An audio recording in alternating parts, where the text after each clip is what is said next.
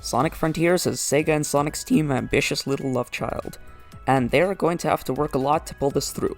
And while I'm personally getting really excited for the game, there are a few things that I feel that Sega needs to do with Sonic Frontiers for it to succeed.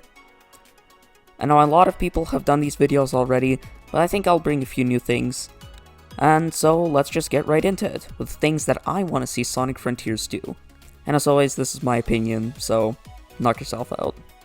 The number one thing that Sonic Frontiers needs to do is have a good combat system.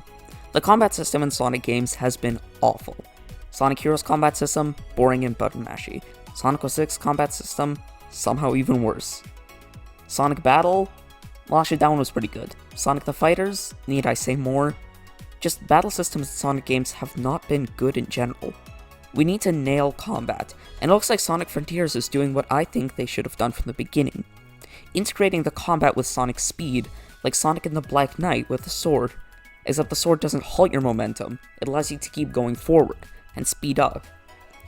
That way, you can perform moves and kill enemies while still running, without losing momentum, which is the perfect formula for Sonic combat.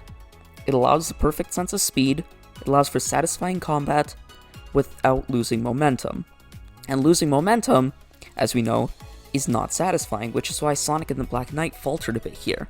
But Sonic and the Black Knight really is a direction that I want them to take, and I'm pretty sure that the director of Frontiers has actually worked on Black Knight as well.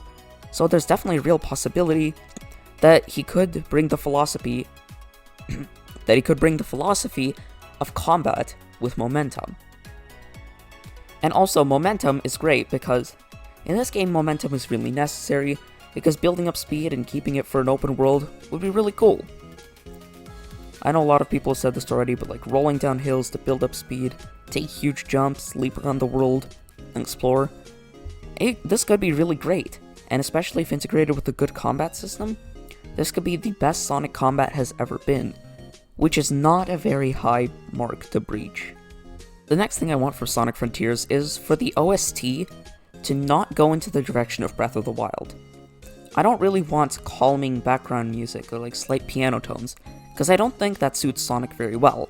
And if this open world is going to be more action-packed because of how fast Sonic can get around in it, it needs to have a bit more of an exciting background music to push that feeling. It also needs to have a pretty good battle theme. Pokemon Legends Arceus actually handled this reasonably well, and though admittedly there's some of those moments of silence in Legends Arceus where you just get to explore, it still has a lot of great tracks.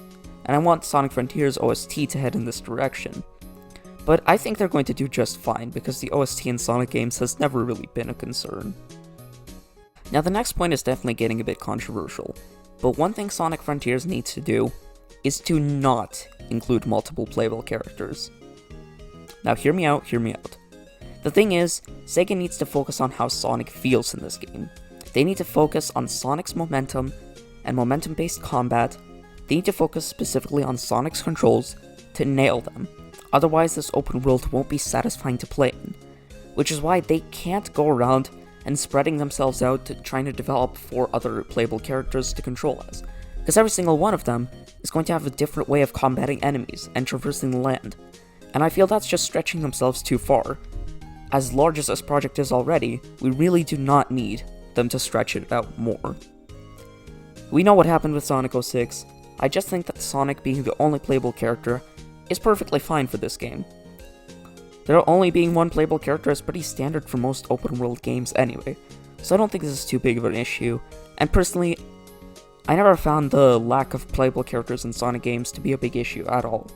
I think Sonic games can live on perfectly fine with just Sonic.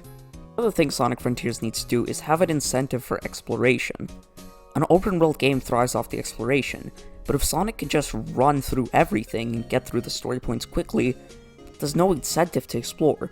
So maybe tying progression to exploration, but also not making it too hard like the Sonic Unleashed medal system, sort of more like the Red Rings, like to unlock Super Sonic, except it just to progress through the story.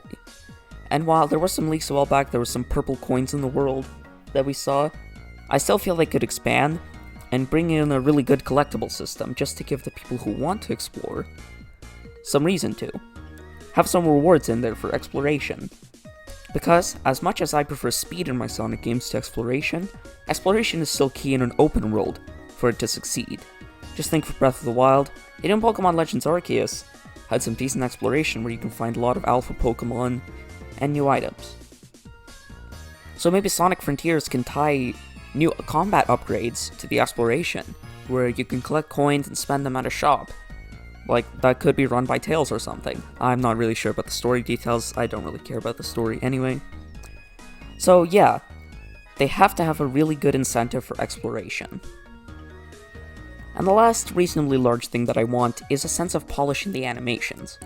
Sonic Lost World had this where they added squash and stretch on Sonic's jump, and in generally Sonic just felt pretty expressive in that game. And I want that to be reinstated in Sonic Frontiers. I want Sonic to feel like he's live and he's reacting to this world. Sonic Forces, while admittedly a game that I do like, I can see that Sonic's animations were not that great in the game. And I feel that if they're handled well in Frontiers, Sonic could really feel like a part of this new world. And especially if it's an open world game, it needs to have some really good animation. So I hope the animators are getting paid well for this job, because they have a lot to work with here. Open world games really do take a lot of animation effort. Well, as far as I know, I'm not an expert game developer or animator.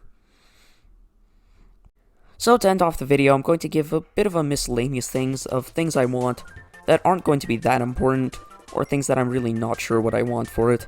Like starting off, Boost or Adventure. Now I think both forms of getting around would work well in this game. Adventure would obviously entice more exploration, while Boost would mesh well with the combat, and I think Boost is the way they're going with, especially with the spin cycle move that was leaked a lot. And generally I think Boost would work nicely in an open world, but it does increase the scope of the production a lot, because they need to make so much space for Sonic to run around in.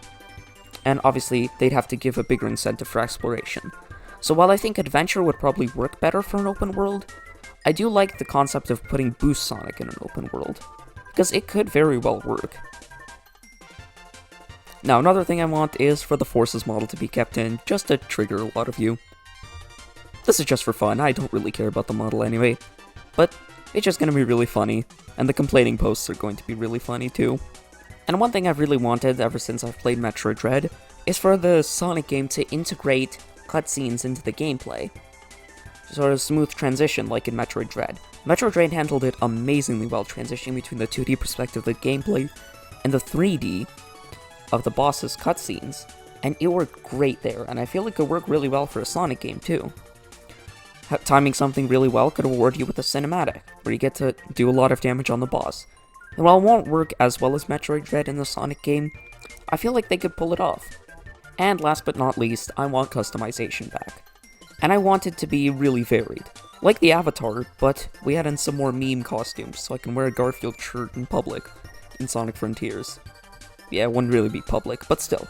I want customization back, and expanded upon with a lot more options.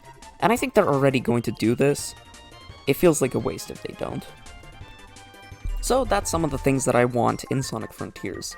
Now I know I haven't made many or really any videos on Sonic Frontiers, so I thought I'd just make this video just to give my take on a few things that I really think Sonic Frontiers needs to do to succeed.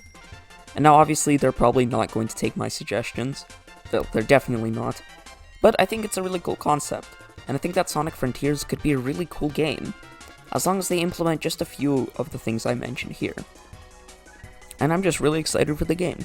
So that's it for me, Davron, signing off.